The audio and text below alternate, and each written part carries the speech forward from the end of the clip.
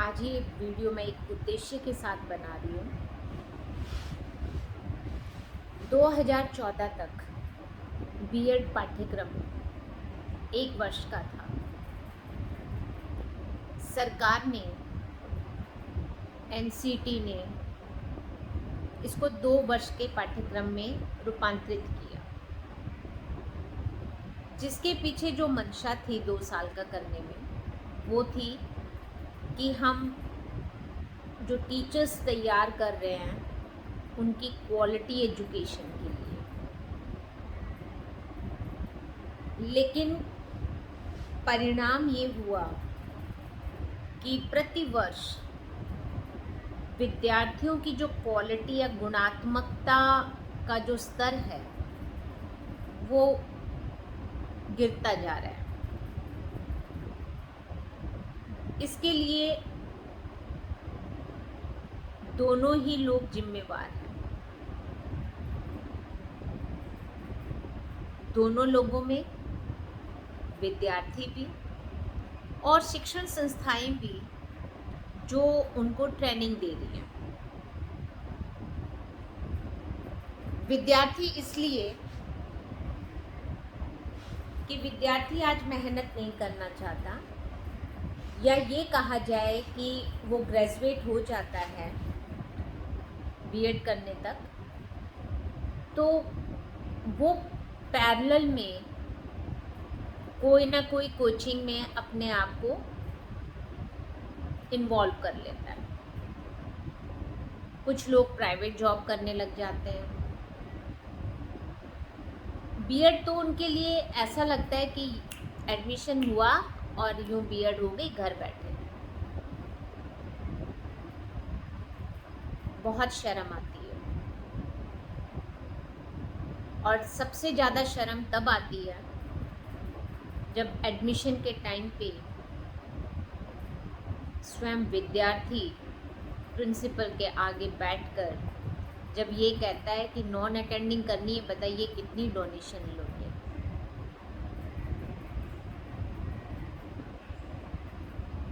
इतना दुख होता है इस बात को सुन के, और इतना गिल्ट आता है और इतनी शर्म आती है कि विद्यार्थी की हिम्मत देखिए कि वो डायरेक्टली आपको ब्राइब देने के लिए, रिश्वत देने के लिए तैयार है, और उसका नाम क्या है? डोनेशन। क्या एक एमबीबीएस का विद्यार्थी इस तरह की प्रैक्टिस कर सकता है?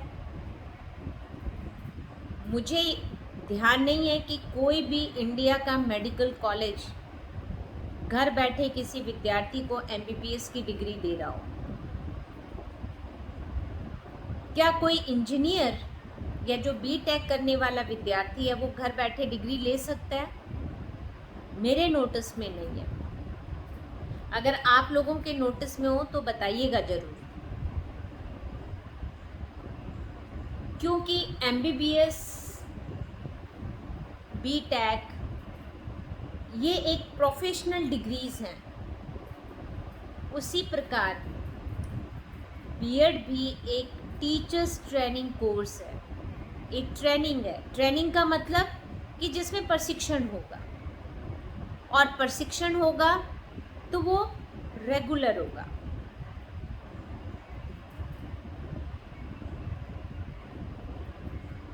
तो बीएड में 95% विद्यार्थी इसी तरह की डिग्री ले रहा है और लेने के लिए तैयार बैठा है, या लेने की लालसा रखता है कि मुझे कॉलेज नहीं जाना पड़े, मुझे कुछ नहीं करना पड़े, मैं 20-25 हज़ार रुपये में देकर और अपना बीएड कर लूँगा। देखिए हम किस स्तर तक गिर गए हैं। हमारी कीमत देखिए, 20-25 हज़ार रुपये। बहुत शर्म आती है ये सुनती हूँ जब स्टूडेंट से कि बताइए क्या डोनेशन देंगे। मैं तो उनको एक ही जवाब देती हूँ कि बेटा, जिस संस्था में आप आई हैं ये संस्था डोनेशन लेती नहीं, देती है। लेकिन इस प्रैक्टिस को हमें रोकना चाहिए। जिस उद्देश्य के साथ में बीएड पाठ्यक्रम 1 से 2 साल का हुआ, उस उद्देश्य की पूर्ति में हमें पूरा पूरा योगदान देना चाहिए, क्योंकि बीएड एक ट्रेनिंग कोर्स है। मुझे याद है कि 2009-10 के अंदर सुप्रीम कोर्ट का एक जजमेंट आया था कि किसी विद्यार्थी ने, अध्यापिका ने, जो फीमेल स्टूडेंट थी बीएड की, उसको किसी कॉलेज ने एग्जामिनेशन से रोक लिया था ड्यू टू शॉर्ट अटेंडेंस। ये हमारे राजस्थान का केस नहीं है, ये यूपी के किसी कॉलेज का केस था। तो सुप्रीम कोर्ट का जो डिसीज़न आया वो ये आया कि बीएड एक रेगुलर पाठ्यक्रम है और ये एक ट्रेनिंग या प्रशिक्षण को पाठ्यक्रम है। तो अगर महिला अभ्यर्थी या महिला जो छात्राध्यापिका है वो स्वस्थ नहीं है तो वो उस ट्रेनिंग को ले नहीं पाई, और उस ट्रेनिंग को ना लेने के अभाव में अगर महाविद्यालय ने या उस बीएड कॉलेज ने उसको परीक्षा में बैठने से वंचित किया है तो कुछ गलत नहीं किया।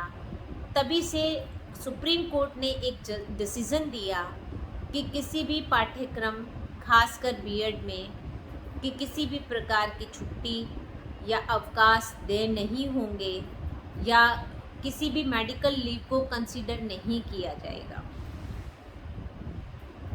मेरा ये बात शेयर करने का उद्देश्य मात्र यही है कि जो अभी बीएड में विद्यार्थी अध्ययनरत हैं या आने वाले विद्यार्थी हैं, वो अपने 18 महीने मैं इसलिए बोलती हूँ कि 2 साल के पाठ्यक्रम में लगभग 4 महीने के तो छुट्टियां निकल जाती हैं, चाहे वो ग्रीष्मकालीन अवकाश हैं, दीपावली अवकाश हैं, या आपके दिसंबर ब्रेक हैं, छुट्टियों में विंटर ब्रेक हैं। ऐसे करके 4 माह तो आपकी छुट्टियों के निकल गए। बचे कितने? 20 में से 96 डेज़ के इंटर्नशिप सेकेंड ईयर में आप कर रहे हो और 28 डेज़ की इंटर्नशिप फर्स्ट ईयर में कर रहे हो। और इंटर्नशिप खासकर राजस्थान में, इसके ऊपर भी एक बहुत बड़ा प्रश्न चिन्ह है। इसके ऊपर मैं अलग से एक वीडियो बनाऊंगी। तो आप 5 महीने भी महाविद्यालय नहीं आ रहे, 5 महीने ये निकाल दीजिए और 2 महीने आपकी छुट्टियों के निकाल दीजिए, तो 7 महीने तो आप कॉलेज आ ही नहीं रहे। कॉलेज मात्र आप आते हैं लगभग 14 या 15 महीने। इसमें से भी अगर आप 1 महीना नहीं आएंगे तो इतना फ़र्क नहीं पड़ता। तो कम से कम 2 साल के पाठ्यक्रम में आप 1 साल, दोनों साल का मिला के 1 साल बनता है, लगभग 13 माह बनते हैं।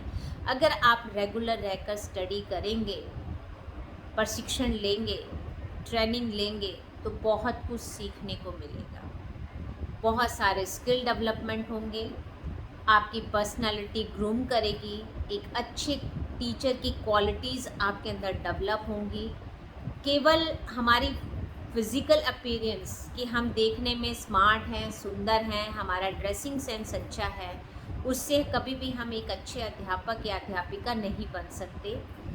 किस अच्छे टीचर बनने के लिए आपकी फिज़िक को अट्रैक्टिव होना जितना ज़रूरी है, उससे ज़्यादा ज़रूरी आपके अंदर एक अच्छे टीचर की क्वालिटीज़ का होना ज़रूरी है कि आप अपने विद्यार्थियों की मनोदशा को समझ पाएँ, उनके मानसिक स्तर को समझ पाएँ, उनकी कमियों को समझ पाएँ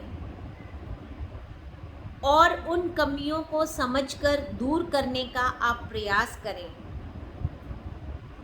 अपने विषय का तो ज्ञान आपको बहुत होगा, लेकिन उस ज्ञान को हम किस तरह से एक इफ़ेक्टिव टीचिंग लर्निंग प्रोसेस से विद्यार्थी तक ट्रांसमिट करें, ये आपको बीएड सिखाता है। तो मेरी आप सभी से गुजारिश है, जो भी विद्यार्थी बीएड के हैं, कि आप इसको ईमानदारी से करिए। आप इसको ईमानदारी से करेंगे तो बीएड प्रवेश से पूर्व और बीएड ट्रेनिंग के बाद आप अपने आप की तुलना कीजिएगा तो मुझे लगेगा, मतलब मैं जितना मानती हूँ, मैं अपने स्टूडेंट्स में वो चेंजेस देखती हूँ, वो कॉन्फिडेंस देखती हूँ, तो आप खुद अपने आप में वो परिवर्तन महसूस करेंगे। आप सब्जेक्ट में गोल्ड मेडलिस्ट तो हो सकते हैं, लेकिन ये ज़रूरी नहीं कि बीएड की डिग्री आपके पास में तो आप एक बहुत अच्छे टीचर भी हो। अच्छा टीचर आपको ट्रेनिंग बनाती है, तो ट्रेनिंग को ईमानदारी से करिए। जो पैसा आप नॉन अटेंडिंग के लिए दे रहे हैं, उस पैसे से आप पीजी में रूम लेकर, जो बाहर के विद्यार्थी हैं खासकर उनके लिए मैं कह रही हूँ कि आप उसमें वो पैसा लगाइए। जो डोनेशन आप प्रिंसिपल को ऑफ़र करते हैं, उस डोनेशन से आप अपना कोई पीजी या कम हॉस्टल या कोई रूम लेकर रहिए और उसका आउटपुट लीजिए, कुछ सीखिए। पैसा देना किस लिए है, फ़ीस किस लिए भरी है आपने? 27,000 रुपये फ़ीस किस लिए भरी है? केवल डिग्री के लिए, उस पेपर के लिए? नहीं, कुछ सीखने के लिए। तो मैं यही उम्मीद रखती हूँ कि जो इसको सुन रहे हैं वो अपने आप में कुछ चेंजेस करें और बीएड की डिग्री को ईमानदारी से करें। जिस दिन आपकी डिग्री ईमानदारी से पूरी होगी, ईमानदारी का मतलब ये नहीं है कि आपने घर बैठे भी डिग्री ली है और आपने एग्ज़ाम दिए तो वो वहाँ पर भी आप तो ईमानदारी है, क्योंकि आपने किसी ने आपको ऑफ़र किया या आपने किसी को ऑफ़र किया और जैसा आप लोगों के बीच में एग्रीमेंट हुआ उसके अकॉर्डिंग आपने ईमानदारी से ही काम किया है। मैं उस ईमानदारी की बात नहीं कर रही हूँ, मैं उस तपने की बात कर रही हूँ, उस मेहनत की बात कर रही हूँ, मैं उस ट्रेनिंग पीरियड की बात कर रही हूँ जिसमें 6 घंटे आपने अपने महाविद्यालय में बिताए,